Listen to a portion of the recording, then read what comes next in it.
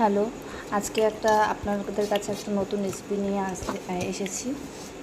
রেসিপির নাম হচ্ছে গলা পাতায় মাছ, ভোলা মাছ। তো দেখো, সব মশলা এক এক করে দেওয়া হচ্ছে। জিরে গুঁড়ো, ধনে গুঁড়ো, লঙ্কার গুঁড়ো, নুন, হলুদ, সব মশলা একটা একটা করে দেওয়া হলো।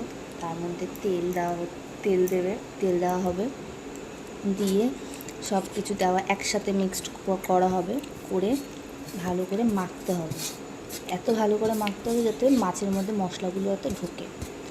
এবার সুন্দর করে মেখে টেকে পাতার মধ্যে সুন্দর করে সাজিয়ে মাছটা দিতে হবে। আর এমনভাবে দিতে হবে যাতে কলা পাতার থেকে মাছ তেলগুলো যাতে না পড়ে। ঠিক সুন্দর এরকমভাবে সাজিয়ে দিতে হবে পাতার মধ্যে দেওয়া হয়ে গেল। এবার সুন্দর করে কড়াইয়ের মধ্যে নিয়ে দিতে হবে যাতে কড়াইয়ের মধ্যে যাতে তেলটা না পড়ে আর পাতাটা যেন না ফাটে। এবার দেখো, মাছটা আধা হয়ে গেছে।